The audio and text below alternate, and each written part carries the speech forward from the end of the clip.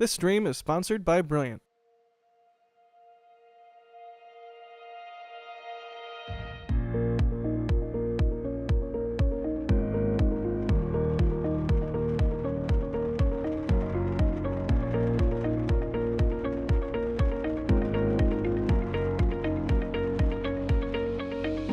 We have liftoff. Propulsion continues to be normal.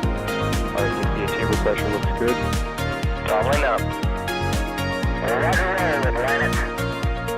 Water towers can fly! Yes! Ego Delta nominal. Flight downside SC off. Bring in SCE off. Off. Yikes. You bet. Concur. We don't need any more of these. Hello everybody and welcome back to another Falcon 9 launch attempt from Vandenberg in California. You can see we've got a clear view of Space Launch Complex 4 East today. I'm just kidding, there is still fog in the area, but it is looking better than it was yesterday, and hopefully the fog will cooperate just enough for us to get a good view of launch in just over 36 minutes from now. My name is Thomas Burkhart, News Director for NASASpaceflight. I'll be bringing you some commentary for today's launch attempt, and I'm joined by none other than Alex here on commentary. Alex, how are you doing today? Well, I was doing a few things for research today for today's launch, and yeah, I'm okay. I'm good. A little bit sleepy, but you know, all the activity this week finally paying off. You're tired? There hasn't been anything going on this week. I don't know why you're so busy. Nothing at all. Yeah. Yeah, you're always wide awake, Alex. But yeah, Alex joining us on commentary as well. And then, of course, you just heard the voice of Ian Atkinson, another writer here at NASA Spaceflight. Ian, how are you doing? Doing great. Excited to see, or maybe see a Falcon 9 launch this afternoon. We'll hopefully see it. We'll also hopefully hear it. Of course, the rumble down in Vandenberg will hopefully be nice and strong. That'll be a fun time. Of course, in the background, we've got Michael Baylor is operating today's stream, also offering some wonderful drawings of Falcon 9 out on the pad when the fog is in the way. So, Michael, thank you for your help. And Pauline Eklund is out there in the field for NASA Spaceflight. She'll be crewing the camera and hoping to track Falcon 9 as it ascends towards low Earth orbit today. Of course, this is the Starlink Group 3-2 mission, and if you've heard that before, it's because they first tried to launch this mission yesterday. But a technical abort was called in the last couple seconds. At T-minus 46 seconds to go yesterday, SpaceX said that Falcon 9 called for an abort automatically. They haven't said anything else regarding the source of the abort. Perhaps we'll get some more information later, but as of now, we don't know the actual cause of the abort, but we do know that they are recycled and ready to try again today. Again, we're just under T-minus 35 minutes now. We should get confirmation any second now that the launch auto sequence has started for propellant load. We'll report that as soon as we get that confirmed, but should hear that Yeah, shortly. I just heard that. Just I was by about the to way. say, that was me leading on because I know Alex was listening in, so there we go. Yeah, Propellant loading I is just going to heard be that. starting right now. So everything on track for another launch attempt in 34 minutes. It's the Group 3-2 mission, which means it's the second flight to the third shell of the satellite constellation for Starlink. Of 46 satellites on board and launching from Vandenberg in California. The first stage will land on a drone ship. Of course, I Still Love You is stationed downrange. And what's the first stage booster flying today? 1071, the workhorse of Vandenberg. I was going to say that booster's been flying out of Vandenberg a lot. And how many flights has this booster flown so far? Today's mission will be its fifth. Fifth flight? Actually, for the it's Falcon 9? fourth flight. It's the Fourth fourth flight. flight of this booster. Yeah, it flew 2 NRO missions and the Sarah 1 launch last month. I stand corrected. There you go. So booster 1071-4 would be the designation for the first stage today. And again, landing on, of course, I Still Love You, a drone ship landing today. I will argue something though. It is the it is not actually the workhorse rocket for Vandenberg. I think 63 is that one. The 63 that's booster true. B-1063 has launched 5 times out of Vandenberg out of the 6 total launches. One of them being from Florida in 2021, but to launch Starlink V1.0-28. There you go. There you go. There's our quick mission overview. Of course, we're going to dive into some questions. So if you got questions about today's flight, go ahead and tag us at NASA Spaceflight in chat. Let's see what we've got so far. Yeah, so a bunch of people asking, do we know what happened with Falcon 9 yesterday? Unfortunately, that is not the case. We don't know exactly what happened, and SpaceX hasn't provided any information, unfortunately. Mike Phelps asking, is there only a instantaneous launch window again today? Well, sort of like yesterday, they have a window of operations, but once they commit to a launch at a certain target time, they basically cannot hold the countdown to be able to recycle because they're targeting a plane in the constellation, and that was sort of the thing here that we were talking yesterday, where the the um the launch shouldn't be able to be scrapped unless they wanted to go to another plane. But it seems like for these launches, at least for the ones to the third shell, they don't have a secondary launch time. For Florida launches, for example, the one for this Sunday, they had one at like 8:18 a.m. Eastern time, but then they changed it to 9:38 Eastern time, if I remember correctly. I'm just basically remembering that off the top of my head. Um, yeah, so from Florida, it seems like they have multiple T0s. Here from Vandenberg, it just seems like it is only one T0, and it's weird. Also, Chad, thank you for pointing out the mistake in the ticker there. I think Michael may have been, you know, trying to put some shade on Big Florida over here, trying to defend Vandenberg's honor, but it is Vandenberg Space Force Base in California, not in Florida. We all know we would be able to see the rocket if we were in Florida. But thank you, Chad, for pointing that out. Big Florida attacking. Michael says it was just a prank. Just a prank, just a prank. We got some super chats coming in really quick. Jerwa says, "Who's better at KSP, Alex or Arca Space?" That is a good question. We'll have to do some more research into that. Thank you for the support. A new PadRat member as well, CFK. Thank you so much for the support there. And oh my goodness, Robert Hobson. Robert, I don't Wow, know. Wow. That is a very, that very is. generous super chat. And Oh my but I have God. to agree with you. Only one commentary live stream today. That we are slacking. We only got one thing to Yeah. talk about. Actually, don't say that too loud. Ship 24 will start testing or something. Yeah, come on, Um, SpaceX. Let's do some static fires today. but Robert, thank you so much for that very generous support. We appreciate that. Starship 24. My currency is TPS tiles. Appreciate the support, Ship 24. Hope you're enjoying your day off. Oh man. Yeah, thank you all so much for the support. Oh my goodness. Of course, Pauline out there for a second straight day, and it looks like this fog might be cooperating a little bit better than last time, but we don't want to jinx things too much. Of course, there's our GOES satellite view, and you can see the fog is receding in those frames there, so hopefully that means we're going to get lucky. Vandenberg, of course, is at the tip of that part jutting out into the ocean there, so it's still fogged in right now, but it is improving, and we got 28 minutes or so for it to cooperate with us, so we'll see. All right, we got another question here from Mr. Vipidus, who wants to know if SpaceX is going to build another drone ship. Any plans for more landing platforms? Doesn't seem like it, at least for now. At least for Falcon 9. Who knows for the Starship, right?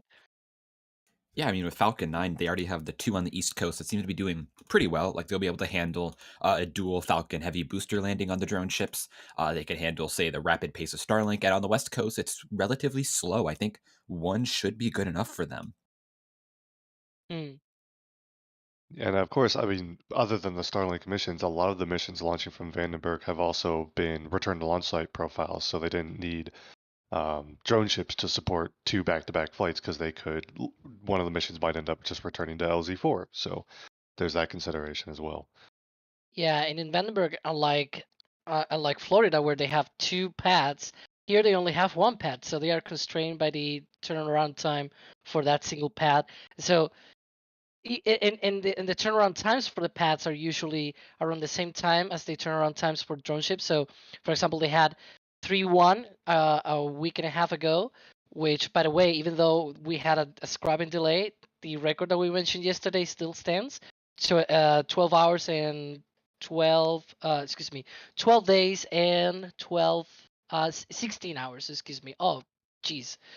I'm so sorry. Yeah, so the turnaround times, it's actually pretty much the same for both the pad and the drone ship. So even though you have the drone ship recoveries, you can still turn around them pretty much around the same rate that you turn around the launch pad. So at the end of the day, uh, the cadence is just basically sort of in line with the use of the drone ship.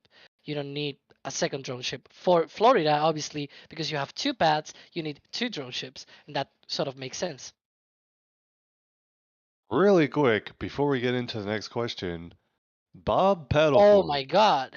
No message on this Wow. one, but yet another extremely generous super chat. Bob, we got Robert and we got Bob. Thank you so much Wow. for that very generous support. I don't know what's going on, but I'm really appreciative of it. This is going to go a long way to improving NSF's coverage for sure. So thank you so much. Yeah, it looks like there's a super chat war happening. Yeah, what the heck? Wow. Starship 24 again says, when Starship at Vandy? Oh, wait. Thank you for the support there. Jason Lee became a Capcom member. And then we got a question from Jay. Any updates on Phobos and Deimos? Those, of course, being the former oil rigs that SpaceX purchased for Starship operations. Any news on that front? Nothing really to report. I mean, Elon has stated several times that the oil rigs are a relatively low priority. It seems like right now SpaceX is just, let's get an orbital site in general, then we'll get some more orbital sites. There have been parts possibly spotted for an orbital launch mount, maybe, but those could just be going to Florida. We haven't heard any official updates. It doesn't seem like they're a very high priority anymore, but yeah, that's all it seems like right now. Right, gotcha. We'll wait to hear more on that. Doug Bradley also with a super chat. Thank you so much for your support there. Let's take another look at this the fog radar. I don't know, is it called fog radar? I guess it's fog radar. Or it's not radar, but it's just visuals from the NOAA GOES satellites, which of course we've actually covered some launches of those satellites in the past. Again, we're hoping this fog is going to cooperate with today's launch, but Vandenberg can be problematic in that way sometimes, so we'll see. And actually, while we're looking at this radar, if you look at the top, it says GOES 18. That was GOES T, the most recent launch satellite. And the next satellite, GOES U, or GOES 19, is launching on a Falcon Heavy from Florida. It's a neat little information there. I don't know what you're talking about with this GOES T satellite. I only know of Ghost. Oh no, no. There you go. And Ghost. Michael marking with the dot there the location of Vandenberg, so you know exactly where we're looking. And you see that the fog, the border of the fog is like right there. So we'll see. We'll Starship see, 24 says we won't Atlantis see. Space Shuttle. We're back to this again, are we? Oh, brother. But there you go. Back to our believe live view of the someone fog as it asked- proceeds. Go ahead, Alex. Yeah, I believe someone asked, Amiga clone here said, before yesterday's scrub, when was the last time SpaceX had a scrub? And you know what? That's actually a little bit of a complex question to answer, because you could ask, well, you know, what is the scrub by technical reasons, right? And was it inside the countdown or outside the countdown? Or you could also ask, when was the last time they scrubbed at all, right? Or hold the countdown or something like that. And I actually searched for some of those answers, and the last time they had a technical scrub, either in or outside of the countdown, was on the Starlink v1.0/17, basically from the first shell, and that was around February 2021. In that mission, the issue that they had was they were looking at the more carefully at the booster. They were flying B1049, and that was actually the first time they were launching a booster. I think it was the first time they were launching a booster for an 8th time, given the manifest that I have here that I'm looking at.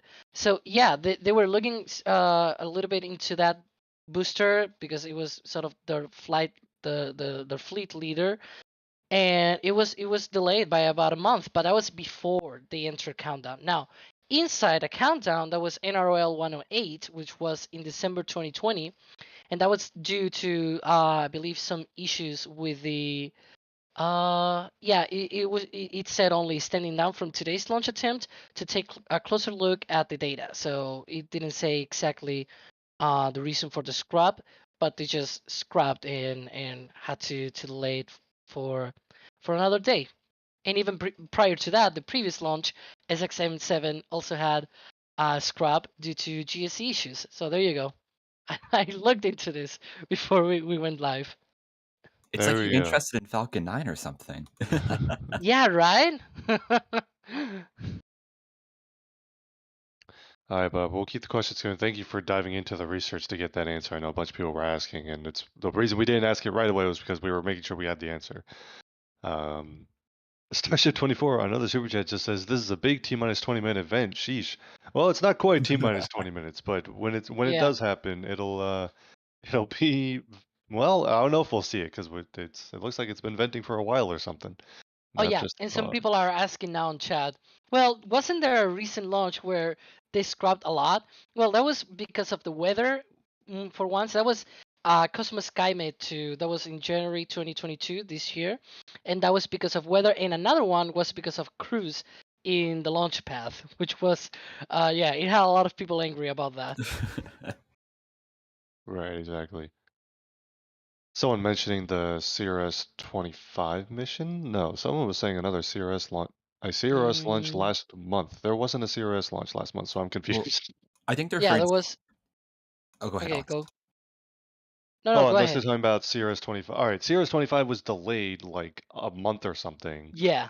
It didn't get Yeah. into the countdown. That's different. That's not necessarily a scrub. That's more of Well, they a didn't get into the countdown or even to right. roll Yeah, out the exactly. rocket. Yeah, so Like, that's the difference we're making yeah. there. The Starlink 17 mission that I mentioned before, they had already rolled out the rocket, and there was even a launch from Slate 40. It was actually Oh, from right. Launch Complex 39A, and they had a dual view of the. I remember on the live stream for the other one, they had a dual view of both rockets. They were like, "We're launching the other one in 2 days or something," and then they didn't launch. Right. So yeah, that's the difference between, first of all, there's scrubs that are not technical reasons, so a range violation or weather, things that are out of SpaceX's control. But then technical reasons that a launch is delayed before the attempt actually even starts. That's different from a abort and scrub like we had yesterday. And speaking of T-20 event, they Yeah, have already doing that. right. So right now We're gonna see it. we won't be able to see it quite yet. Although again, that fog is continuing to recede a little bit, so hopefully we'll get a decent view in 20 minutes or so.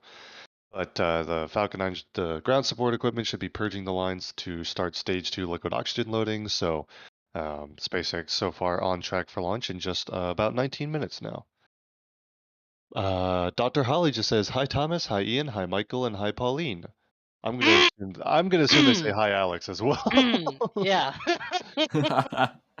Alex But thank fan you, club. Dr. Holly. Oh, Appreciate the jeez. question there, or the message there. Dalton asking, are any of the boosters that have flown 13 times scheduled to fly again soon? I think we touched Yeah. on this yesterday too, but Alex, want to recap? Yeah, so we saw B1060, B1058, and B1051 launching their 13th flights within a month of each other, and yeah, they should be launching again soon.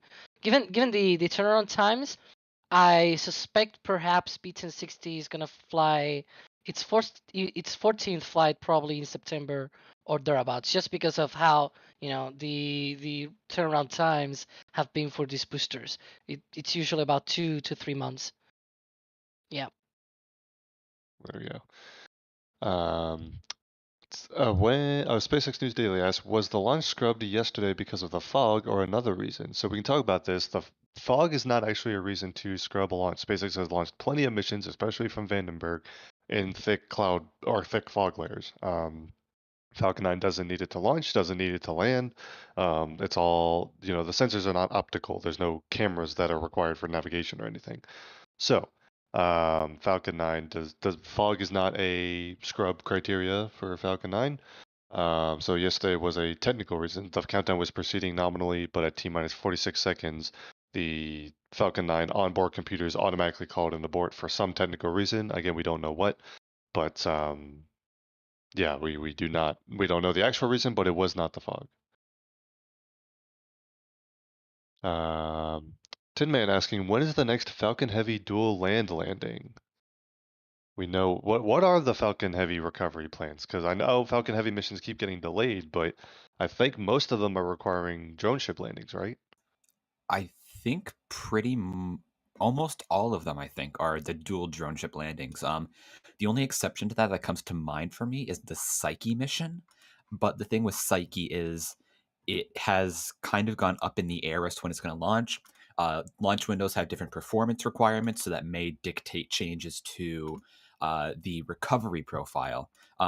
As of the launch attempt that would have been in August, they would have done center core expendable side boosters RTLS, which is strange. But yeah, I think that's the only one that comes to mind, unless you have one that you think of, Alex. But that's the only one that I think that is dual RTLS planned. Yeah, the other ones are all, they're obviously dual landings, but not RTLS. They are drone ship landings. USSF 67, Echo Star. I believe perhaps 52 was also center expended and RTLs. I'm looking at the manifest right now that I have here. I usually take notes of what launches there are and things like that. Yeah, I think probably Psyche was the only one that was scheduled to do RTLS on the side boosters. Good question there, Tin Man. Thanks for the question there. Starship 24 just keeps the super chats coming. Says, I'm telling Falcon 9 he has to go Zoom this time. We appreciate that. And also says, I got you, Alex. Hi, Alex. Hashtag Alex Fan Club. There we go. We got hi, Alex there. Thanks. Robbie Rob, what is the recycle time for Falcon 9? If the launch window wasn't instantaneous, could they recycle, or does a recycle actually take the 24 hours they usually take? Oh, okay. Ian, do you want to go for that one? Yeah, so I think they can recycle within about 2 hours or so if necessary. Unlike other launch providers, like the Atlas V or whatever, SpaceX can't say have a hold in their countdown then resume because of the chilled propellants on board. Falcon 9 uses chilled propellants that are more dense, so you get better performance. And if you leave them out for too long, they'll warm up, they'll get less dense, and you get less performance. So if there is an issue, like say a technical issue, a range violation, they have to detank, rechill those propellants, and then pump them back into Falcon 9, which is not a super quick operation. It can be done sometimes in long launch window launches, like say geostationary launches. But if you're going to low Earth orbit, then it's more of an instantaneous launch window, and you're kind of done for the day. Right. I think that's it. And it also, of course, depends on what the cause of the abort is, because they might have to do troubleshooting or look at what caused an abort. So in that case, sometimes the time it takes to resolve that means you don't have time to recycle then and try again the same day, which is why they usually go to the next day. But it's a case by case. Every once in a while, SpaceX has recycled in the same window. Matt Hicks just says, thanks for all the amazing coverage. Appreciate that so much. Philip, any updates on when Slick 4 and 39A will get vertical integration towers for national security missions? I don't think we've heard anything yet, even though, I mean, it feels like it's been a couple years already since they announced that, yep, SpaceX will be adding those features to their launch sites to support some national security payloads. But we haven't seen any evidence that they're actually building that infrastructure yet, right? Yeah, nothing as far as I know. Yeah, I haven't seen anything either. Yeah, so unfortunately, no updates is the answer to that question. We'll, of course, report on it once we do. And get another fog update again. Hopefully, we got 13 more minutes for this fog to burn off, so we'll see. Darren asking, can we talk about the damaged Falcon and transport? Do we know what happened and how bad? Right, so if you missed it yesterday, among the craziness, one of the things was that the Falcon 9 that was slated to launch the SpaceX Crew 5 mission later this year was damaged during transport, and NASASpaceflight was able to report that the Falcon 9 while it was being transported from the factory in Hawthorne, California to the test site in McGregor, Texas to get its pre-launch testing completed and struck a bridge near Van Horn, Texas, which is actually the same part of Texas where Blue Origin's facility is. Obviously a coincidence, but it is a little funny. Mhm. But yeah, the NASA statement basically said that SpaceX was going to be doing some inspections on the Falcon 9 to make sure that they fully understood the extent of the damage. But we we have no indication that the damage was super severe. They don't. It sounds like the booster will be able to be repaired and fly. So other than that, we know that it hit a bridge. We know that the bridge damage was not super severe. It didn't shut down traffic or anything. Like the traffic going over the bridge was not affected. So we can report that. And we can report that the NASA and SpaceX seem to think that the damage is minor. So um, that's what we can add to that part of the story there. Obviously, we'll keep an eye on if that mission gets delayed any further, but they're now targeting near the end of September for that launch, which wasn't even a huge delay. I think it was already targeting early September, so it was a pretty short delay. But that'll be the next crew mission for Crew Dragon and Falcon 9, and it'll also be the first one to carry a Russian cosmonaut on board, in addition to at least 2 NASA astronauts, and then was there a European astronaut on that? Oh no, it's a Japanese astronaut, right? Hold on, I Uh, gotta Google it. Not entirely sure. on the SpaceX crew crew. All five right. Yeah, the next one. is two American astronauts, one JAXA astronaut, and one Roscosmos cosmonaut. That's what I thought. Thank you. All right. Let's see. Starship 24. What shell of Starlink do you think I will launch? I well, I think the first Starship's going to be flying test satellites, right? Like they might not even go to a shell. Yeah. Yeah, I'm not sure because I don't know if the shells are only for Starlink 1.5 satellites or if the shells will eventually incorporate Starlink 2.0 satellites. So I guess that comes down to what SpaceX really wants to do in terms of shells. Yeah, my guess for Starship will be that the first launch, they're not going to want to constrain themselves to a launch window either. Like, imagine all the technical issues they're going to be working for those launch attempts. Oh yeah. So give yourself a nice big window. The satellites end up wherever they end up, and don't plan on them being part of any sort of operational, like operational orbit at a specific inclination or anything like that in a specific plane. I don't think they're going to be ready for that. That's a down the road thing, I think. Yeah, But and a good also question though. I was going to say the Starlink 2.0 satellites themselves are also a test because there have been no Starlink 2.0 satellites. There's at least probably a lot of upgrades to them, a lot of new equipment on board that needs to be tested. So, yeah, why risk it, put it into an operational orbit, limit your timeline, things like that? Right, exactly. All right, we're under T-minus 10 minutes now, 9.5 minutes to go, and hopefully this fog continues to clear for this launch. Of course, this is a Falcon 9 launch, and we were just talking about Starship as well, and we would like to bring in our good partner, Brilliant.org, for sponsoring this stream. We were going to talk about one of the brilliant courses they have here, which is on drag forces. Of course, there's a big difference, and we talk about this a lot, between Falcon 9 and Starship, the way those two vehicles are going to land. Of course, today, Falcon 9 is going to land downrange on a drone ship, and it kind of lands engines first, and that is a very different profile to this picture, for example, where we've called Starship as a belly flop landing or a skydive landing. That's a very different drag profile, and that affects the forces that the vehicle experiences on the way down, and also affects how fast the vehicle is traveling. And of course, these Brilliant.org courses, which is an interactive way to learn these kind of topics, is a really good way to wrap your mind around what we're talking about when we talk about drag forces. And there we got the Michael art detaining the Starship is very good. Thank you, Michael. But I think if we skip ahead, we've got a good question Go here ahead. about how this works. And so you can all think about this with me. When the Starship is belly flopping, I'm going to replace the Skydiver with a Starship. It's going to be accelerating downward due to gravity, but how does Starship's acceleration compare to gravitational acceleration? Is it going to be less than, greater than, or equal to?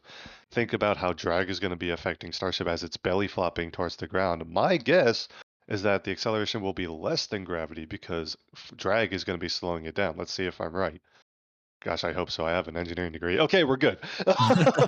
There we go. So, like you said, drag is a way to slow down the acceleration of the falling object, and that's why Starship flies that way. Falcon 9 takes advantage of this too, just to a much lesser extent. It kind of flies at like a small angle of attack on the way down. But thank you to Brilliant for sponsoring the stream. If you go to brilliant.org/NASASpaceflight, and you can get the first 200 users get a discount off of a premium membership at Brilliant. So thank you again for Brilliant for supporting the stream. All right, I'm going to dive into some more questions before we get into launch here. Again, 7.5 minutes to go. T-Bone, is there a plan? Is the plan to just fly the current Falcon 9 fleet until they crash and replace them, or are there plans to bring in new boosters? Well, we just kind of touched on this. One new booster was supposed to begin on the Crew 5 mission. It's going to still do that, but be delayed a little bit. But they're still bringing in new boosters to grow the fleet, right? Yeah, they're still bringing new boosters. Yeah, mostly because if you think about it, they have already 3 boosters past their 13th. Like they've already done 13 launches, and you know, commercial customers usually want to go to some boosters that are less into their flight history, right? So boosters in the 4th, 5th, 6th launch, anywhere sort of beyond the 6th, the 7th. Well, the 6 and 7, there's a couple of them that have been launched on commercial customers, but even if you go all the way to the 8th, 9th, 10th launch, all of those don't usually go to commercial customers, and there's a bunch of them already way past the 5th and 6th launch, I believe. The next one, the one for 425, which is this Sunday. Let me look, because I actually wrote down here. There you go. So it is the 6th booster to achieve 8 flights. So and then there's like another 6 boosters that are less than that, but they already have booster assignments. So we're talking about the need for new boosters is actually because customers don't usually go to the ones that are flying a lot in the like 10 flights, 8, 9, 10 flights, 11, 12, all the way to 13 now. All of those fly on Starlink launches like this one. But yeah, you know, for example, this one is 4th launch and it's launching on a Starlink launch. Why not? Are they not doing a customer launch in that case? Well, that all comes down to the sort of the flight cadence that they have. This one was on the West Coast, and they're just using it because it's the West Coast. Whereas on Florida, they have their own manufacturing facilities and all of that, so they keep all of them out there. And yeah, that's sort of the reasoning that I can think of for this kind of flight. Yeah, thank you, Alex. Another question here. On the last minute, the Falcon 9 computer takes over the count. Yeah, so if you were watching the launch yesterday, again, we had that abort at T-minus 46 seconds. That is in the final minute of the countdown, and the Falcon 9 had called the abort itself. It was an automated abort because the computer had taken over control of the countdown. And again, I see some people asking in chat who may have just been tuning in. SpaceX has not provided any more information about why an abort was called yesterday. So unfortunately, we don't know. We just know it was some technical reason and the onboard computers automatically caught it. But it appears everything has been resolved for today's flight, so it looks like they're just going to try again. Mitch in chat asking if this is a return to launch site mission. No, this mission will land on a drone ship. Of course, I still love you, stationed downrange from the launch site. Not a return to launch site mission. Really quick, Donald Wilson with a super chat. Thank you so much for the support. Multi-Space Industry says Thomas Vandenfog Club. Appreciate that. Ship 24 says, I have a door for a reason. I know, but the test satellites, I don't think they're going to a specific show. Appreciate your question there. Oh my goodness, SpaceX. Okay, so for the people in chat wondering why we're not at the press site and while Pauline went to a different viewing location today, back to SpaceX's camera, which also can't see the rocket, and it's like right next to the rocket. This is the same thing that happened yesterday. This is why we sometimes at Vandenberg, the team has to get creative with where we're going to view these launches from to try to get you the best view. 3 minutes to launch and no view of the rocket yet. But from Pauline's location, the fog is burning off, and hopefully at liftoff, we will be able to catch a glimpse of the rocket. And of course, once it climbs above the clouds. So we're going to hope for the best visuals here. We'll also hope for some good audio as well. But this is the kind of conditions we have to deal with at Vandenberg today. Retro fan with a good question. What do we think about the contract with Mattel? Did you guys see this? The SpaceX Mattel announcement? I did not.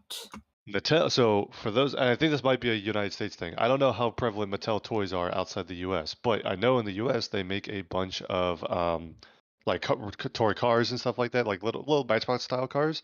they are partnering with SpaceX to make SpaceX branded toys. It's like an official thing. So I don't know what they're gonna look like, but there's apparently new SpaceX toys coming out. So if that sounds like your thing, you should get excited. I don't know, it could be cool. I know I played with Matchbox cars as a kid and Mattel cars and stuff. So I don't know, it might be a throwback to the childhood. Not sure. It sounds cool though.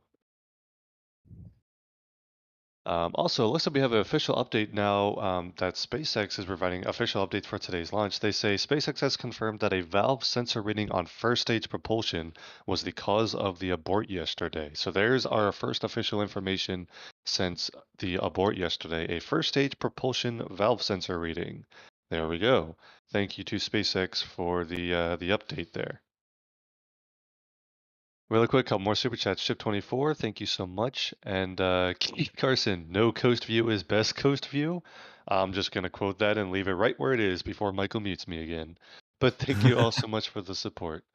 Pauline, I wish you the best of luck. We're just about a minute and a half away from launch here. We are looking at the direction of Space Launch Complex 4 East, so hoping for the best. Falcon 9, we could get a very dramatic shot of Falcon 9 actually, depends how it comes out of those clouds. But Pauline's out there for NASASpaceflight. We wish you the best of luck tracking. And we're going to tune in for the launch here. Again, this is the Starlink Group 3-2 mission from Vandenberg. And hoping that the technical issue from yesterday has been resolved. And they're going to make another launch attempt here. Just over a minute to go.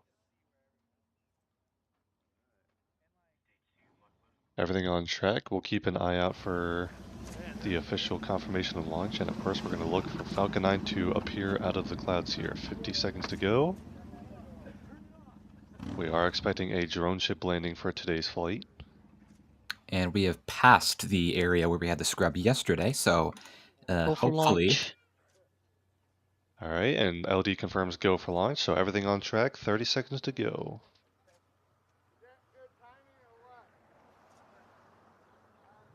We'll not only be looking for the rocket to appear, but also bracing for the rocket audio. 20 seconds. Anytime now. 10 seconds.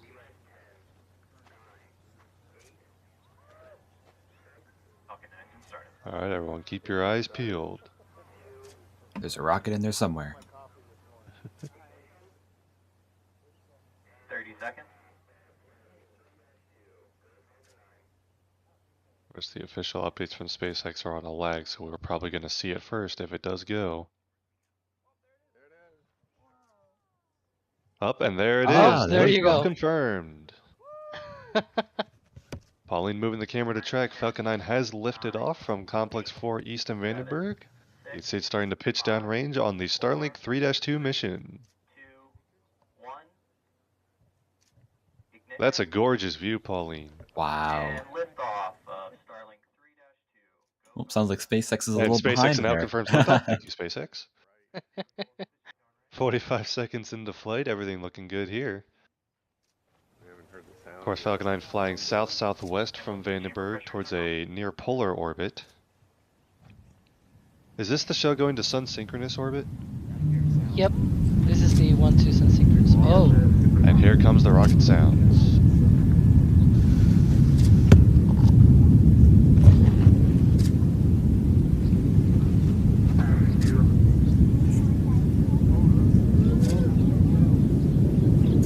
Power and telemetry nominal.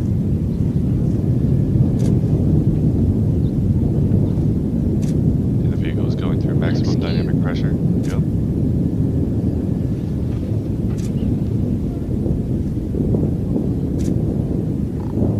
Vehicle supersonic.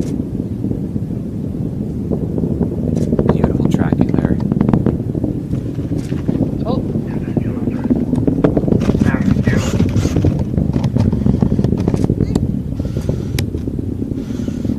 There it goes. You see that plume expanding as the rocket gets higher into the atmosphere. Here's a SpaceX tracking shot as well. And back engine chill.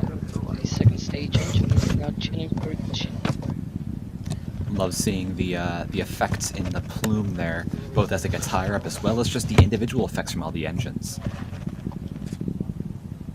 Impact chill is Now coming up on main engine cutoff, the first stage engines will shut down to allow for stage separation. And that MVAC engine, which Alex mentioned is already in engine chill, will ignite to start the second stage flight. And there we have it. There it Pauline's goes. camera catches Miko.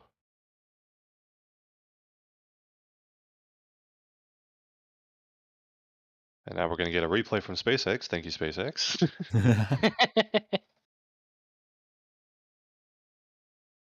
There's Miko again. Thank you, SpaceX. Oh, got a shot And of the there's tracking. that stage separation and MVAC ignition. So the upper stage now going to carry the satellites the rest of the way towards orbit. Well, of course, the first stage returns towards Of Course I Still Love You for a propulsive landing. And there's fairing separation confirmed as well, so the payload fairings have separated. They will also be splashing downrange for recovery as usual.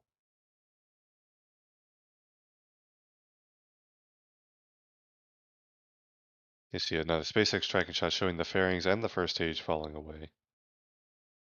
But so now on your right hand side, the upper stage engine glowing as stage 2 powers its way towards orbit, and the first stage has already deployed the grid fins on its way down towards the drone ship.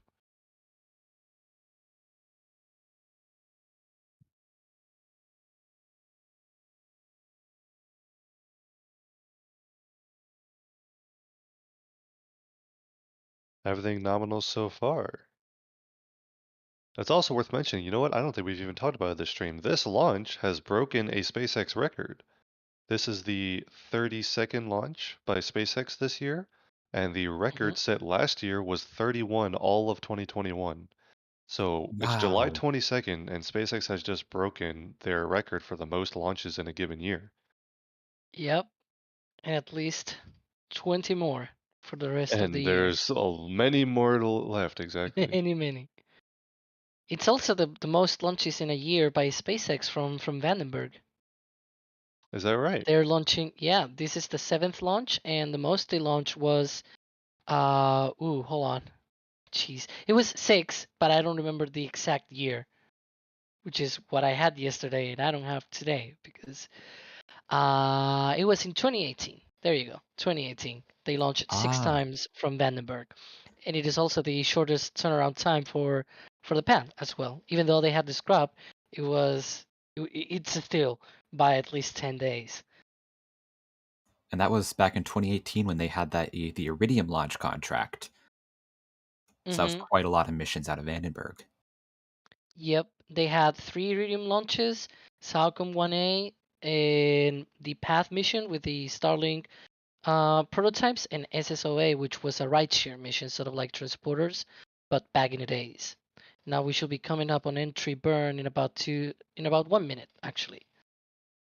Yeah, we got a question here about what the recovery fleet for the fairings are today. So, of course, I Still Love You is obviously downrange for the first stage, and it's supported by GoQuest, which is not to be confused with NRC Quest, which is the fairing recovery ship. So NRC Quest will fish out the fairings after splashdown and bring them back to the port of Long Beach, along with the first stage on Of Course I Still Love You.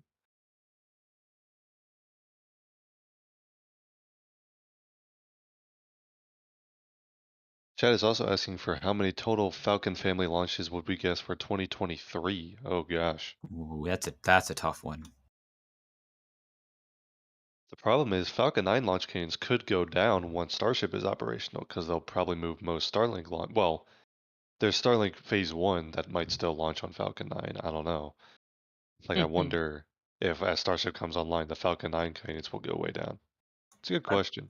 I mean, also they're clearing out the Falcon 9 or the Falcon 9 Starlink launches. Like Shell 3 only needs about 8 launches. Shell 2 needs about 20 or so. And there we go. There is the entry burn. How many engines are burning now, Alex? It's always 131. You know, I love to mention that. Absolutely. It is cool. It's just like you can actually see they're lighting up different engines. I will say that another thing that I find interesting, right before the entry burn, as of course the entry burn has completed, Falcon 9 now aerodynamically steering itself towards the drone ship. Right before the entry burn starts, you see the grid fins kind of like twitch. Seems like signal is gonna drop. Oh, There you come go. on, cameras. Drop. We'll hope to get that back. But right before the entry burn, you see the grid fins kind of twitch into position, and it's like the Falcon 9 is preparing for the entry burn to start, because right after the entry burn, it's going to need aerodynamic control. So those grid fins go into instead of just deploying and kind of remaining stationary, you can see their control actuators are activated. It's kind of cool. But the first stage, we lost cameras, but we do have the stage 1 telemetry intermittently updating there. Stage 2 cameras appear to be going well, and still on its way towards orbit.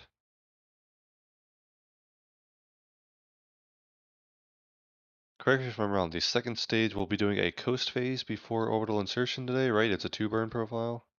Yep, today is a turban profile. There we Yes, see about a 45-minute coast phase. the booster. There is the booster back though, and you can also see the deck of Course I Still Love You out in the Pacific Ocean. See the grid fins doing their work. There we go. And here is the landing burn.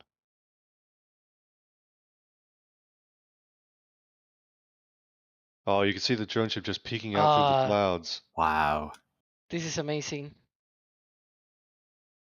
Love seeing the grid fins doing their work there. Check that out. Wow. And landed. Touchdown. Rest in peace drone ship camera, but there we go. So Falcon 9 has touched down. That's booster 1071, just finished its 4th flight to space and back, and is now landed on Of Course I Still Love You after successfully starting the Starlink 3-2 mission. It was a bullseye, and it was its first drone ship launch for right this in the middle. booster. Is that right? Oh yeah, the 3 previous missions the were three- all landing zone 4. Yep. This is So its good first job, drone ship launch. 1071. And Seco. And there's Seco 1 for the upper stage. So the upper stage in its initial parking orbit. Again, there's going to be a coast phase now. So we are not going to stay live for the remainder of this mission. SpaceX will confirm the final burn and payload deploy on their own social media channels. But the mission has off to a great start. The first stage performed flawlessly, landed on the drone ship. And the second stage has done its first burn properly and will now coast towards a brief second burn before the payload deployment. I think we are going to wrap up our live coverage of today's flight. However, SpaceX off to a good start for today's mission. And again, breaking their record for the most launches in a single calendar year, the 32nd launch for SpaceX in 2022. Thank you all so much for tuning in. Let's go around the horn really quick. Alex, thank you for joining on commentary for today's flight. My pleasure, as always. And Ian Atkinson was also on commentary with us today. Ian, thank you so much. Was a lot of fun. Very beautiful launch there today. All right, Michael Baylor behind the scenes operating today's stream. So Michael, thank you for producing today. And Pauline Acklin back on her camera view. Thank you so much, Pauline, for heading out there today and capturing Falcon 9 once it came out of the clouds there so we could see liftoff. Thank you so much for rolling out there for 2 straight days after the abort yesterday as well. Go ahead and check out Pauline on social media at Wookie33. And of course, my name has been Thomas Burkhart, News Director for NASASpaceflight. Thank you all so much for tuning in and for all of the support for today's stream. And we will see you all on future space news coverage. See you next time.